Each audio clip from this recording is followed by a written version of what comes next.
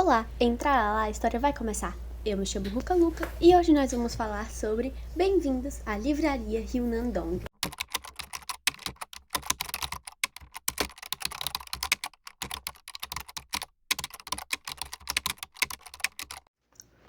Bem-vindos à Livraria Ryunandong é um livro de uma autora coreana chamada Hwang Bo-heum. Espero não estar pronunciando errado, mas provavelmente estou. E ele é um livro com uma faixa etária que eu considero um pouco complexa, porque ele é um livro em si muito reflexivo, então, coisa que eu vou falar mais na frente. Então, eu acredito que ele é um livro muito para o público adulto mesmo, mas se você é um jovem adulto, um adolescente que gosta de ler coisas desse tipo, leituras leves, mas também com pensamentos filosóficos, como eu gosto de chamar, então acho que ali por uns 14, 15 anos já dá pra ler. Então, vou começar a falar da capa. Ela apresenta o ponto de vista de alguém olhando para essa livraria da calçada, com uma ilustração simples, porém detalhada, que transmite a energia que a livraria lhe passa durante a leitura, mostrando como é o espaço visto de fora e os personagens que eu posso chamar de protagonistas. O título preenche parte do céu azul claro, escrito com um tom de branco meio bege, assim, agradável aos olhos, e que combina com as estrelas que surgem, apresentando uma versão escrita em coreano logo abaixo, e no espaço onde vemos uma rua asfaltada está o nome da autora. A parte de trás dessa capa mostra a mesma imagem, porém como se tivesse mais de noite, o que destaca a iluminação da livraria. O livro não conta exatamente com uma sinopse na parte exterior, então, para introduzi-los nesse universo, eu vou citar uma das milhares de partes reflexivas desse livro. Abre aspas. Digamos que nós nos tornamos mais humanos. Quanto mais lemos, mais empáticos nós ficamos. Os livros nos fazem parar e olhar para as pessoas à nossa volta, em vez de viver incessantemente em busca do sucesso. Por isso, acho que, se mais pessoas lessem, o mundo seria melhor. Fecha aspas. Esse livro ele vai falar principalmente de duas pessoas, a Yeonju e o Minjun. Duas pessoas diferentes, mas que se consideram meio perdidas na vida e que, unidas por trabalhar com algo que amam, se tornam amigos. O intuito do livro é narrar o dia a dia, as situações e as pessoas que frequentam a livraria, e mostrar como, em um certo nível ou aspecto da nossa vida, muitos de nós nos sentimos perdidos, e o quanto às vezes vale a pena nos escutar e sermos felizes, mesmo que isso custe mais do que esperávamos, e que o que amamos não deveria ser menos importante do que coisas como o nosso trabalho.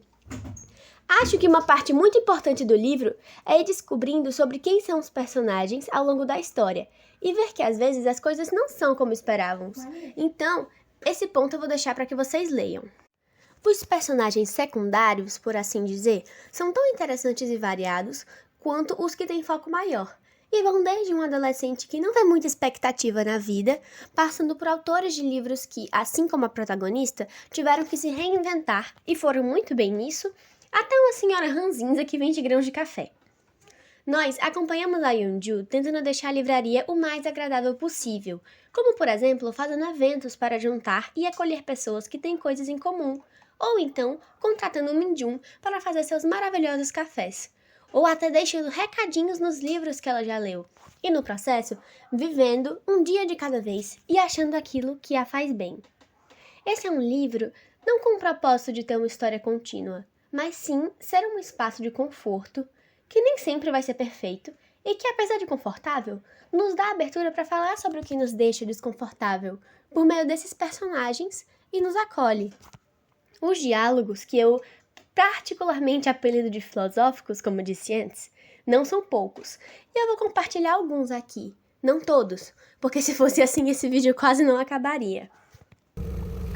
O primeiro que eu gostaria de compartilhar é um capítulo falando sobre o Minjun, que são partes que me tocam, e a primeira é que ele fala: no processo de descobrir seus gostos e preferências, Minjun descobriu que se dedicar a algo sem sentido talvez seja como olhar para dentro de si mesmo.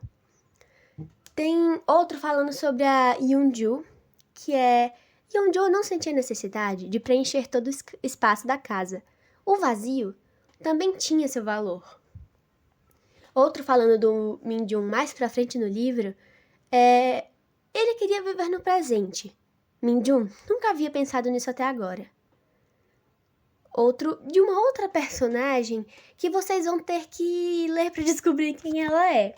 Mas é mais um dos frequentadores da nossa querida livraria. Um sentimento estranho tomou conta dela. Jung-soo percebeu que era a sensação de ser aceita. E aqui um dos diálogos que eu considero mais importantes, assim eu acho, do livro. Mas por que mudou de ideia? Por que não gosta mais da visão de Aristóteles? Porque eu não estava feliz. Conquistar coisas trabalhando duro é bonito, mas depois entendi o que ele realmente quis dizer. Trabalha a vida inteira para ter alguns momentos de felicidade. Para alcançar a felicidade, você precisa ser infeliz a vida inteira. Quando pensamos desse jeito, a felicidade se torna algo horrível. Dedicar toda a minha vida a uma única realização me deixaria com uma sensação de vazio. Por isso, decidi que buscaria o prazer em vez da felicidade. Outro um dia chegará o momento em que ela conseguirá relembrar o passado sem deixar que as lágrimas caiam. E, quando isso acontecer, Yeonjo levantará a mão com leveza para agarrar o presente e o apreciará como se fosse a coisa mais preciosa do mundo. E para finalizar, um pedaço, uma frase de um diálogo que é seguido de muitas reflexões, e eu acredito que a que mais me impacta é: às vezes, os sonhos podem nos tornar infelizes. Bom, acho que com isso eu consegui fazer com que vocês entendam um pouco como é ao longo desse livro. Então, para finalizar, a minha nota é 5 de 5 definitivamente. Acredito que posso resumir tudo o que eu acho na palavra conforto. Não sei se tem algo mais para ser dito. Espero que leiam esse livro, espero muito. Então é isso. Um tchau, tchau para vocês e até a próxima vez.